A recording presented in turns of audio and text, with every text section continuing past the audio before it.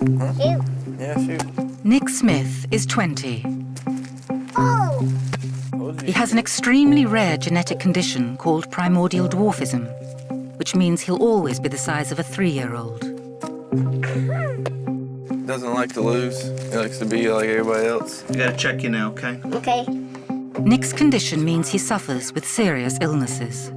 He's had multiple surgeries, problems with your kidneys, problems with your cholesterol, problems with blood pressure. Primordial dwarves have very short life expectancy. Many don't survive to the age Nick is now. Nick, you're getting too old. No, At 18, Nick had life-saving surgery on 3 aneurysms, bulges in the vessels feeding blood to his brain. Now the problem's back. Nick needs surgery to remove another aneurysm that could burst and take his life at any moment. Mom, you cuckoo. You feel like you're walking around with a time bomb. We don't know when it could rupture. Scientists are racing to understand how the gene mutation that causes primordial dwarfism works, to help prolong the life of Nick and others with the condition. One of the things that everybody asked themselves was, where are the older kids? Where are the individuals that are in their 20s and 30s? Over the next 3 months, we follow Nick, his family, and his doctors as they battle to save the life of the boy who never grew up. Hey, Mom. Hey.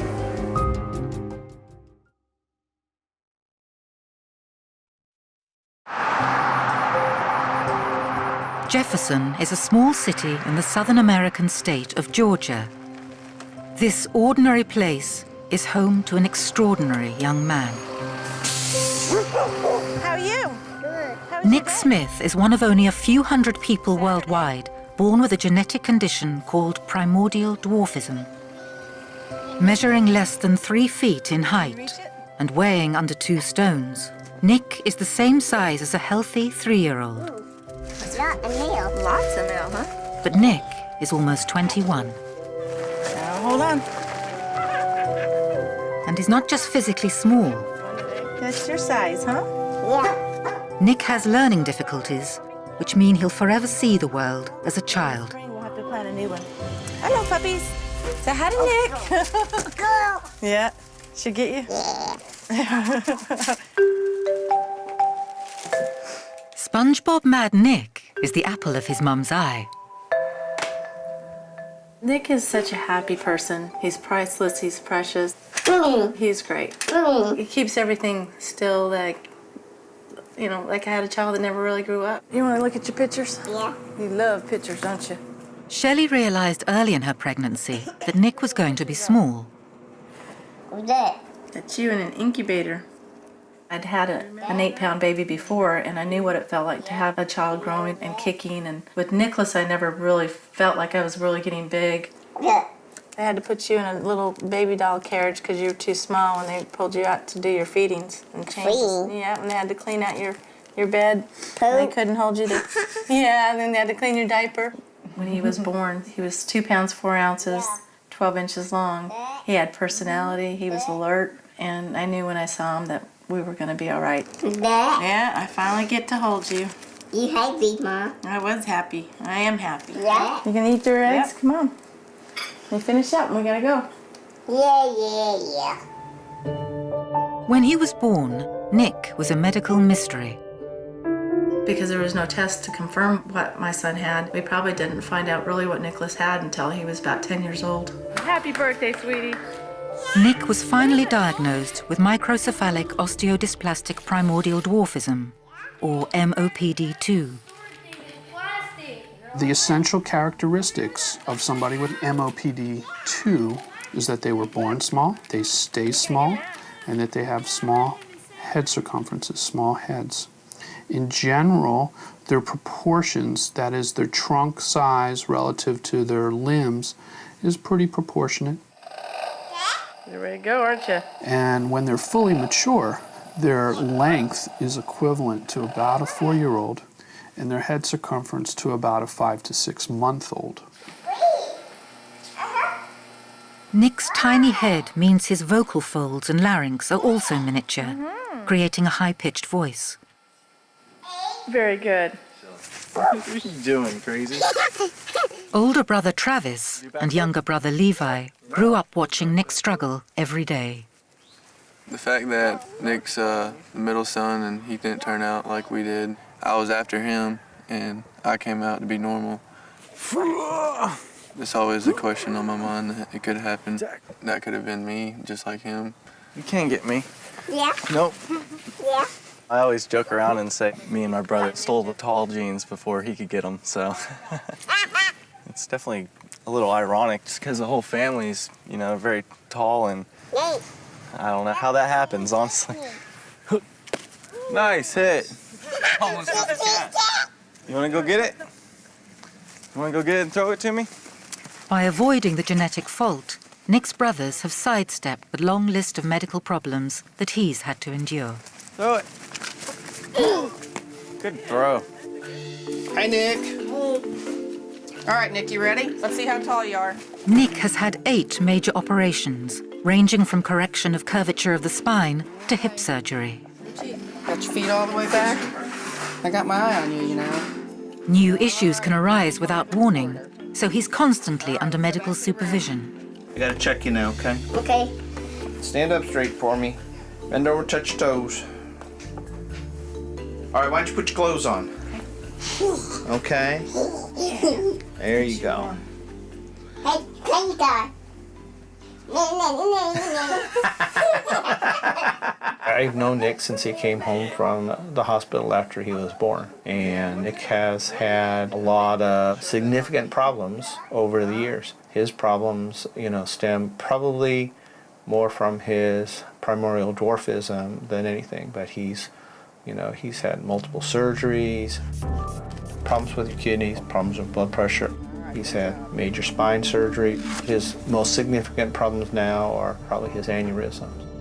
Nick's last operation was the hardest so far. 2 years ago, he had life-saving surgery on 3 brain aneurysms.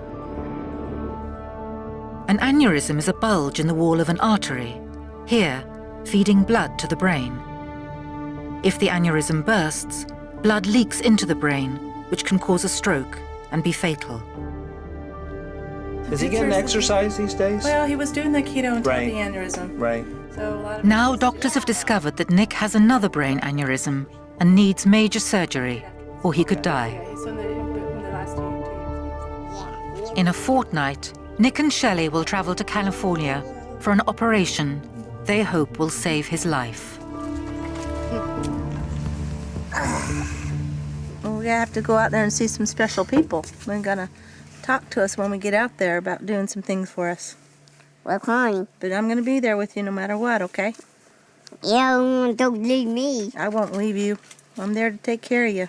You feel like you're kind of walking around with a time bomb. We don't know when it could rupture. And in some circumstances, recovery or the outcome is a lot worse. So if a ruptured aneurysm can mean that's it. Are they like weights? Yeah, right. You could do your exercises. Yeah. In 10 days' time, Nick Smith will be traveling from his hometown in Georgia for brain surgery in California. In the meantime, he's at the high school he's been attending for the last 4 years. I've got a shadow. Who's here? Me? Hey! How are you doing? Oh, They camera guy. is the camera guy? Yeah. Nick has no trouble getting along. When he came to me, his parents were very worried about him coming to the high school and being around people that were so much taller and so much bigger, and how are the kids going to treat him? That is not a problem here. You gonna give her a hug? Hey, well, this is Miss Jennifer. She's my new helper up here. You like all the girls I have up here, don't Yeah. you? You done winking at her. Yeah, hot lady too. I told my mama hot lady. Yeah. Good job. Look at that. Look, you're just getting so You're much so stronger. Yeah, I woke out. You worked out. You're doing great. Nick does not see any difference between himself and anyone else. There are times that he'll say, "I'm as tall as you are," and we say, "Yeah, you're tall." It's gonna be right here. He truly doesn't see that he's any different than anybody else. Okay. Everybody wants to see you. You're popular. Hey, While Nick's at mainstream You school, running? most of his classes are designed for students with special needs. Fish. Have you seen the fish before? Yeah. All right, do it. I would say Nick's learning group is around 6 or 7 years old. The activities that we typically do were things that you would see in a kindergarten age classroom. And so we've got 7 green Sugar. and 7 red. Red. So what does that make this? Eagle. Equal. Good job. We work on daily stuff like colors, letters, numbers, that kind of thing. What's the first letter? I. No. What's this letter? K. N. N. And Nick's been with me for 4 years, and we're still working on those same type of things. Good. Now what letter comes next? D. No, C. C. C. He doesn't really realize that he doesn't get them right, but he likes to try. And he's progressed a lot over the years, but his memory just isn't the same as what a normal person's would be. Looks like you're having a hard time seeing in them 3D glasses. Nick is the only primordial dwarf in his home state of Georgia. Well, hello. Hey. How you guys But far from feeling isolated, the web has allowed parents like Shelley to find families with children just like Nick all over the world. Can you see us? Yeah, I just don't want to bend my knee. I don't see you, Mom. You don't have to see me, do you? Yeah. Jackie Kritzek and her daughter Hannah live 1,000 miles north in Minnesota. The network has really become an important part of our lives. You know, I was just starving to find another mom that had a child like mine. Did she have to go through all that? Yep. Is it painful? It's been going on 2 years. Wow. Hello. Hey. Oh, man, we miss you, Nick. Yeah. Christy Jordan and her 2 primordial children, Bree and Brad, are in the Midwest state of Illinois. We're each other's support system. We're each other's family. We're each other's friends. Yeah, you have to say, hey, call me. Yeah, call me. The network is more than just a support group. With little known about their children's condition, the parents decided to act themselves. We realized that we knew nothing about our diagnosis, nor did any of the experts. So the physicians that we went to locally didn't know anything. And so our outlook was kind of educating each other and to find those families, doctors, to be able to help us help ourselves. For over a decade, the families have attended the Little People's Conference of America, where the children can meet up and the mums track down medical experts. It was at the conference in 2004 that Shelley and the other mums met Dr. Michael Bober and asked for his help. One of the things that everybody asked themselves in the room was, where are the older kids? Where are the individuals that are in their 20s and 30s? And the answer to that question now seems to be that individuals were dying from strokes, from aneurysms that were bursting, and they were having large bleeds in their head, often fatal. To prevent these early deaths in people like Nick, Dr. Bober and his colleagues first have to understand what causes MOPD2. That's something being researched on both sides of the Atlantic. In the last 5 years, we've learned that the cause of MOPD2 is due to mutations in the pericentrin gene. So pericentrin is really important to cell division. There you go. Good job. Good job. Now, cells are building blocks that make us who we are. So, for instance, in MOPD2, we think most of these genes are acting to slow down cell division, and because you've got less building blocks, you end up with a smaller person. Having established why people like Nick are so small, the next problem is how to help them. One of the important things about once we've identified a gene is to try and understand what health problems are associated with it. And this is an area which I work really closely with Dr. Bober on, is trying to link up the gene changes we find with the sorts of problems that we get. So for instance, in MOPD2, we know they get brain aneurysms. Now, they get brain aneurysms at a very high frequency, and that means to us that there must be something about the pericentrin gene which is important for blood vessel formation and how blood vessels form. This discovery has led doctors to look at other vascular issues that could affect children with MOPD2. The type of vascular disease that we've recognized to date have really focused on the blood vessels in and around the brain. But as time has gone on, we've recognized that the vessels that feed the kidneys, the vessels that feed the heart, can also have involvement. Nick, you want to try some of these noodles? These circulatory problems mean that young people like Nick suffer with illnesses we'd associate with old age. Might be a little hot, but they'll be good. Somebody getting tired? Don't care. My back hurting me. It's called getting older, Nick. You ready to go to bed? Yeah. Hop up in the bed so I can get you your medicines. What medicine? Your medicine for your high blood pressure and for your kidneys. My kidney fine. Your kidneys are fine? Yeah.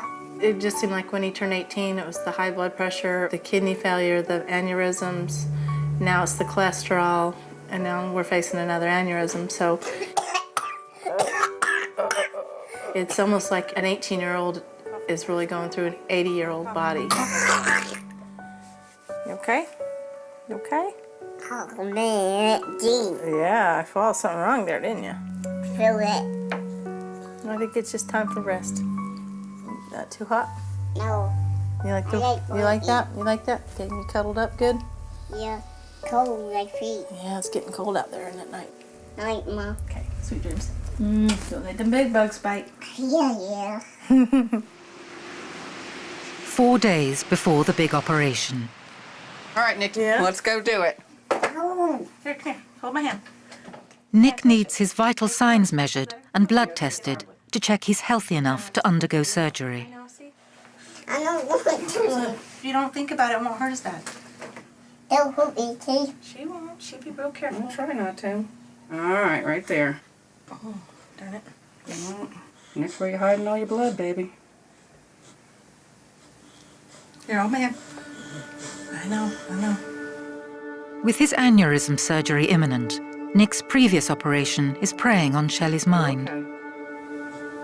Never do you expect to see your child come out of a surgery. Horrible scars, breathing like they couldn't catch their breath, and it was heart-wrenching. Like I couldn't do anything for him. I couldn't comfort him. I couldn't hold him. All right, that's it. You did it. You can't. Oh yeah, you can hold that now. He wants back his watch. Yeah, that's what I say. Where's my blood? Did you see your It's in blood? here. See? Yeah. I drink blood. Yeah. Well, you drink blood? Uh-huh. You do not. Okay, the instructions are on the table. Fill the box 3/4 of the way full. It's Nick's last day of school, and his final lesson is with regular students. I'm gonna come around and ask each student which one they want to plant. Do they want to plant forget-me-nots or parsley? Okay? Nick, which one do you want to plant? Forget-me-nots or parsley? Putting Nick with the regular education students, it gives them a heart. A lot of times teenagers are a little self-centered and don't think about things outside of themselves. Are those big seeds or little seeds? A big seed. Those are pretty little to me. They look like a big seed. They look like big seeds. Well, don't drop them, okay, in your table. And so when Nick comes around, it makes them stop and think and even be grateful. I've heard them say that they're thankful for what they have when they start talking to Nick, especially learning about all the health troubles that he's gone through. Nick may not be fully aware of the risks he now faces, but everyone else is. We're all very worried. We try not to think about it or talk about it too much because we don't want to get upset all the time, especially in front of him or the kids. But the reality is that we don't know what's going to happen from the surgery or after the surgery. It's just devastating to us to think about anything other than him coming back to us the same old Nick in the exact same way.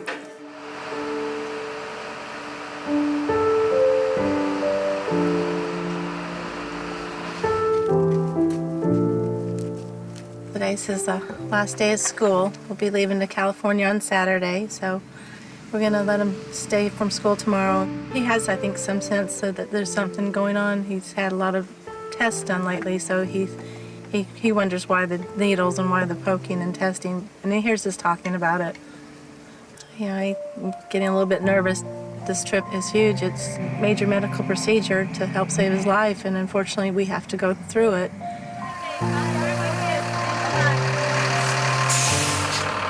You want to drive? No. What? I thought you wanted to drive. No. So you had a good day? Yeah. Did you tell everybody you're going to go bye-bye and see him when you come back from your trip? Yeah. Yeah? Yeah. Kumba. Hey, Kumba. Hey, Simba. Kumba and Simba. Kuna Matata. Means no worries. Look at that kitty. Both the brothers are taking time off work to spend time with Nick before he leaves. The surgery in California definitely worries me, but besides that, I always try to look at it in a positive way.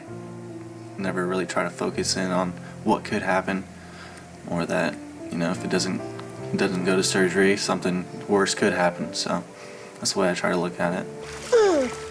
Nick, how are you feeling about going to California? I don't know. You don't know.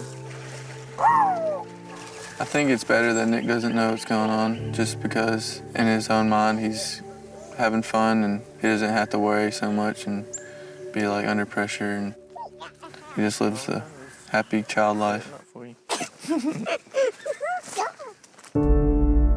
The night before they leave for California, a video call reminds Shelley that they're living on borrowed time.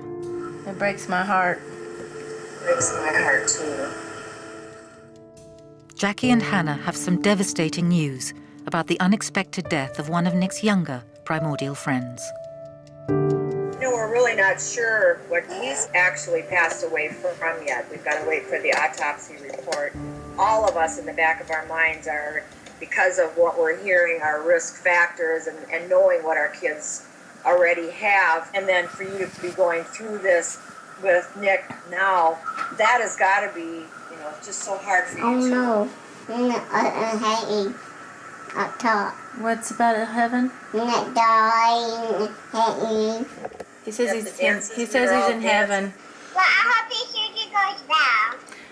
Not pain. Yeah, and he says no pain. I think he's just going to go to sleep and then he'll wake up and... No, not stay a possum. You have to stay like a possum. Not day. No, we're not. We've already talked about this. He's saying he's going to play dead like a possum, and I said we don't want to use that example. You do just great. You do just great. We Well, love you. We love you. Love you Well, too. kisses. I love you, Ham. Mwah. Do that.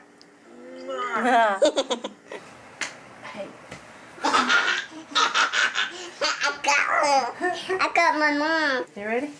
Yeah, I'll play the cake so. Okay. Well, get your jammies in there. Let's go. Yeah. I've been Got my watch. staying so strong with the surgery and just staying positive. And when you lose someone, you just really shows you this. We just never know. You know, we know they're getting older. The health issues are getting a little more severe. And I guess with this surgery, I know, you know, here it's coming up, and it makes it that much harder because, you know, it's reality. I could, you know, be facing the same situation. Hey, Nick. First class. Today, 20-year-old Nick Smith and his mum, Shelley, are making a 2,500-mile journey to California for an operation they hope will save his life. Ooh, is that what your brain looks like? Yeah. How about you find me which shoes you want to wear? Find me which ones are most comfortable for your feet. Can we do that? You know, I get a little nervous sometimes flying, and he doesn't seem to bother him at all. Mom, wait here.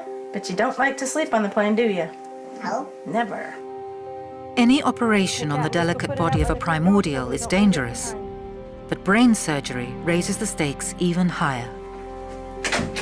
Bye, Bobby. Come, we'll see you next week. We will be back. Yes, we will. Yeah, it's hard to say, but I think it's harder on the family than it is sometimes the patient. Mom, take me right, Mom. Having to say goodbye is tough for 18-year-old Levi. I love you. Bye, Levi. go bye-bye. Till we go bye-bye. Okay. Till we hello. And come forward today. All right. Till we hello. I will. Come forward, my mom. My mom. Now there's no turning back. The ordeal ahead suddenly hits home. I hate surgery. I do too. Not painful to me. What part's the painful? The needles? Yeah, the But needle. once you get the needle, you're okay? Sometimes here. Those IVs are a little annoying, aren't they? That. Those IVs? Yeah. They're a little annoying, aren't they? Not poke. I don't like poking and I don't like IVs. Poke. Nobody likes that, Nick. Yeah, pain right here. I know. But you're sure a strong boy, aren't you? You're strong. What's that? I brought you some books to read and... Paper. You love books. No, I ain't. Why are you being negative? You're not liking what you're going for? Yeah. You're a little scared? Yeah. You want to talk about it? No. You want me to change the subject and go something else? Yeah. What you want to talk about? My girlfriend? Okay, let's talk about your girlfriend.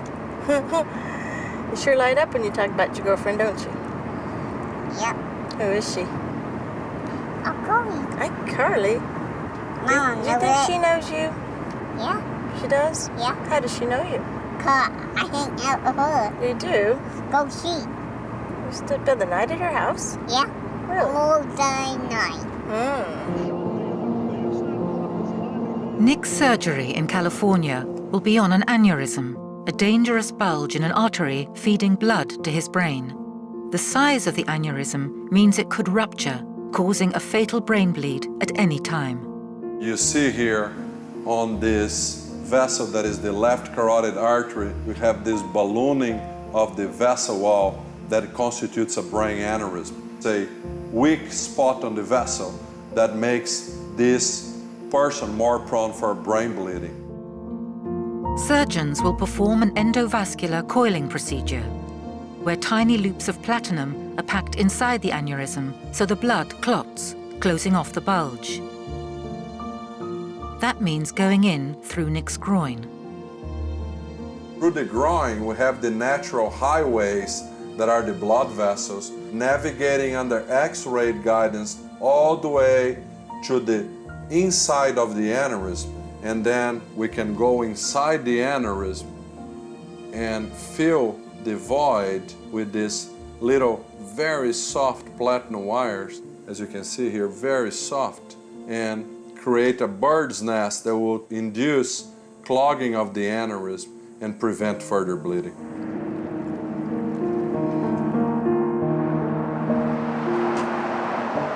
You got my back? You want your back scratched again? Yeah. I just want to let you know there's nothing to worry about. You've been such a tough cookie all the way, haven't you, Nick? Let me see your tummy.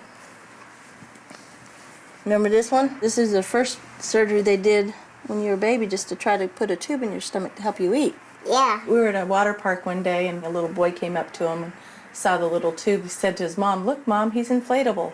Yeah. I just thought that was the cutest thing. So listen, tomorrow, remember last time they had to cut in your skull? No. Well, do you remember when they cut you had that scar on your head? Yeah, boy. Okay.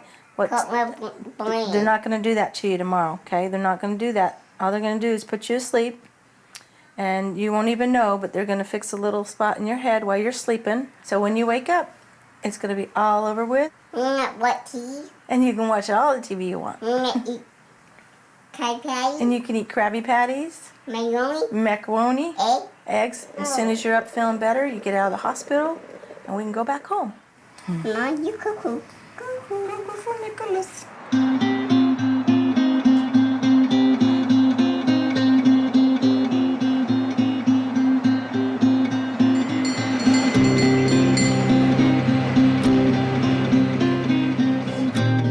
Nick's operation will be at one of the world's leading pediatric hospitals, the Lucile Packard at Stanford University. Only a handful of surgeons have ever performed this type of procedure on someone with Nick's condition. Even for an experienced pediatric surgeon, operating on a primordial dwarf adds another level of complexity. To operate in a primordial is certainly different than to operate in a child of same size, because the primordial have different characteristics on the blood vessels, on the anatomy of the brain, and changes in many of the other organs and systems that a child of the same size would not have. That creates a much more fragile system that you have to be prepared to deal with. So a brain aneurysm has the potential of bleeding at any second. There is a real possibility Nick's aneurysm could rupture during surgery. If that happens, there's a 50% chance he won't make it. Knowing the odds leaves Shelley struggling with her decision to go ahead with Nick's operation. The reality is that we don't know what's going to happen with our children. We don't know how long we have them. But it's almost like, would you walk around and want to have him with a time bomb or correct him, knowing that coming out of this process, he might not have the quality of life that he once had, nor would he make it. With Nick's aneurysm surgery underway, his future is in the surgeon's hands.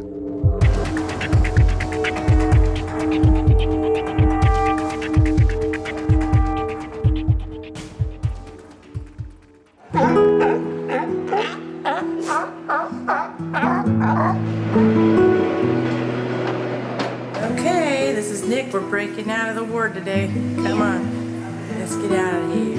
Nick's 4-hour operation was a success. The coil was inserted without his aneurysm rupturing. Hey. Mom, that my camera? Did you make it through surgery? It's all over, isn't it, Nick? No more surgeries, no more pokes. Yeah, needle. No more needles. I'm following you, boy. You lead the way, I follow. This is your walk. After only 3 days in hospital, Nick's allowed home to his family. Where are they, Nick? Joey. Take that.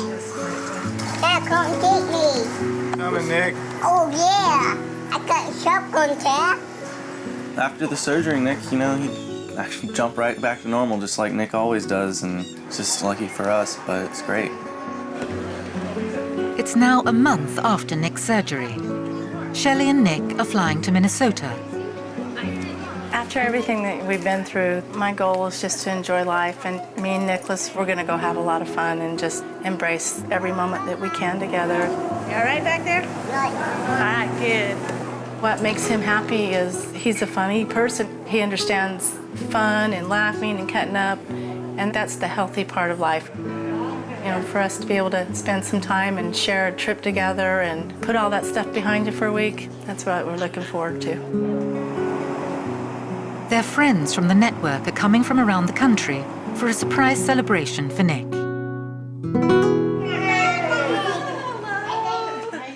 It's the first time the group has met outside the annual Little People's Conference. All right, picture perfect. Smile. Thank you. Let's go. Now, it's real slippery, guys. You're in Minnesota, remember? Yeah, we know. You're not in Kansas anymore. It's -5 degrees in Minnesota. So Nick and the gang are starting their day out inside at the Sea Life Aquarium. Nick's primordial friends are 21-year-old Brad, Brad's older sister Bree, who's 23, 17-year-old Hannah, and Trinity, who's 10. For us to get together as primordial families, it's one of the best experiences because the kids, they are just like best friends. They're almost like sisters and brothers. Hey. Hey. We get together once a year. We do a lot of stuff. Have fun. Whoa! There's that big fish. I'm gonna eat you. Sometimes it's nice to see other little people. That one's creepy because they're not taller and they're all like me. Whoa. Go. Why, you see that? I see it. Oh, look, he's gonna kiss you, Nick. He loves you, Nick. We're made like this. We do a lot of things that people think are too hard for us. They think we can't do it, but we'll find out how to do it for ourselves. There's a turtle. Yeah.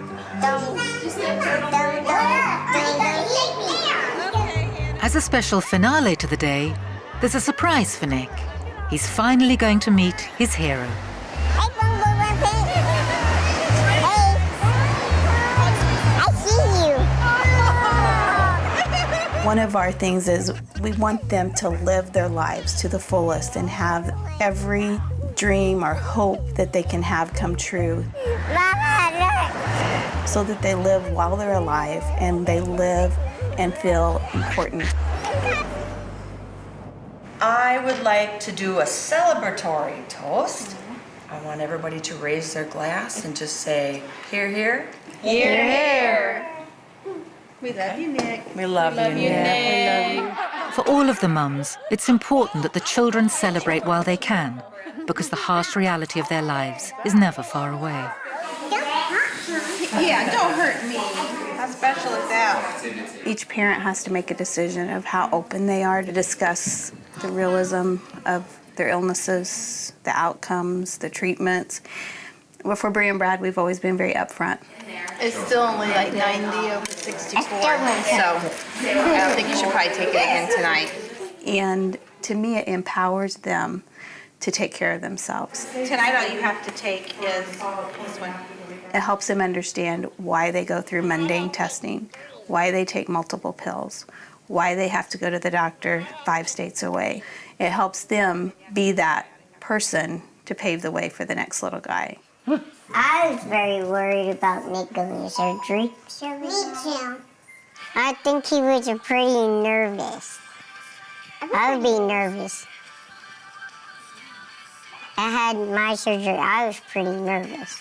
I think everybody was. Yeah. I was when I got my back. I don't like medical stuff.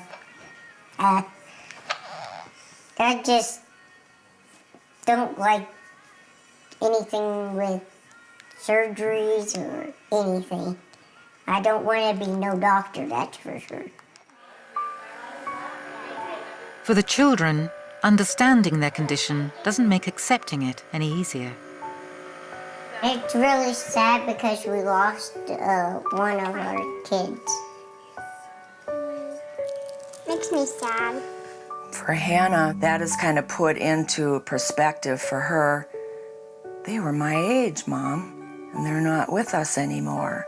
And then the tears, and that has been the hardest thing.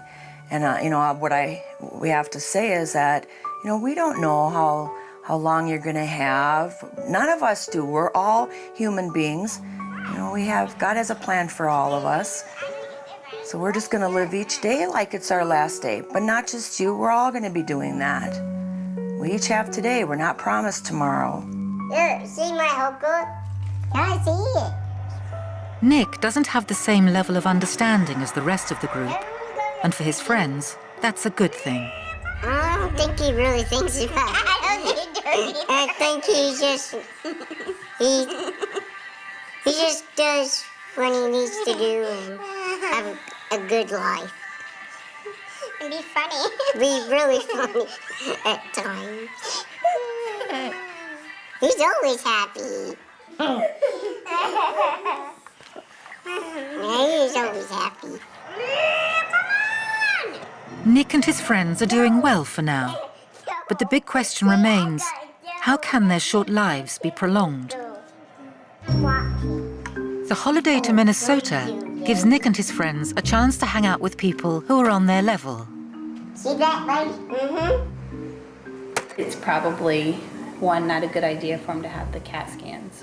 But it also performs a vital function as a forum for the mums to discuss medical developments and new ideas. Happen to use any kind of dye because of one of the kidneys. The outsider looking in may think this is something that medical experts should know, but if We don't know, and there's only one child in that state or one child in that country. How do we expect medical professionals to know? That's one thing I wanted to know. Without these groups and this organization, there would be no research. There would be no progress at all. This whole field owes everything to those groups. It's my turn. Okay, you turn. If I see one child, all I can do is do my best for that one child. But if I see 20 children with the same rare condition, now I have a much clearer idea about how to take care of that one child. And that's really what's happened. In a crisis isn't the time to try to remember, right? You know. No, and then it's all put on that USB. Right, and there's an access online. The medical research pursued by these mothers means treatment for their children has gone from reactive to proactive. Early screening for aneurysms, monitoring cholesterol, and management of renal failure means these children now live longer. The life expectancy for people that have MOPD2 is not average. It's definitely shorter, but it's improving. It's much better now. We're wrapping Nick up. Because of the screening program for aneurysms, the treatment programs that we've put in place, we are seeing individuals live longer. You do look like a mommy. There are many more people in their 20s, in their 30s with MOPD2. So I think that age is being pushed up and people live longer and longer every year. As this generation is living into their 20s, the friends can have ambitions in life beyond childhood. I'm in 11th grade. Next year I graduate. I haven't planned on what I'm doing yet, till I get out of school yet. I love entertainment stuff, acting. Acting where I'd be in a band. I wanted to play the drums. I know how to play the drums. Yeah, you do, Whitey. Yeah, you do. I'm better at acting than I am a singer. Same with me. That's all I know. Tell jokes. I'm nice and funny. Yeah, you are funny, lady. Nick, I think he wants to be a comedy. He is funny, isn't he? What are you doing? Because he likes to tell a lot of jokes. You're always joking around. Back at home in Georgia, Nick's about to start a new phase of his life. Squeeze me. He's about to turn 21, and that means moving on from the pediatric doctor he's always known. So, Nick, everybody's going to miss you. You know that? Uh-huh. Huh? Uh-huh. Do you understand that Mommy's going to have to find you a new doctor? Uh-huh. Yeah, you're getting too old. Yeah. Hitting 21 also means only one more year at school. What is it called? It's the Constitution. People have rights, right? Yeah. Right. This world is not built for Nick, you know, this world is not accessible to him. And so we try to put everything into every day just to make him have as many experiences and as many happy moments as we can possibly fit in. Nick's lifespan may be limited, but for the family, Nick still has hopes and dreams for his future that are no different to anyone else's. You love it. Told you you could do it. Doesn't like to lose. He likes to be like everybody else. Wants to be able to ride four-wheelers and do everything we do. The biggest thing is I want him to feel that he is just like everyone else. And he is just like everyone else inside. Done. You know, he has big dreams. He thinks he's gonna grow up and be just like his daddy one day. It'll get you out of those jackets. Yeah, I know. He still lives, I think, in a beautiful place. It's kind of like not reality, but it's in his world. He's still gonna achieve and be whoever he wants to be. And that to me is a beautiful thing. Mom, he's killing me. I know.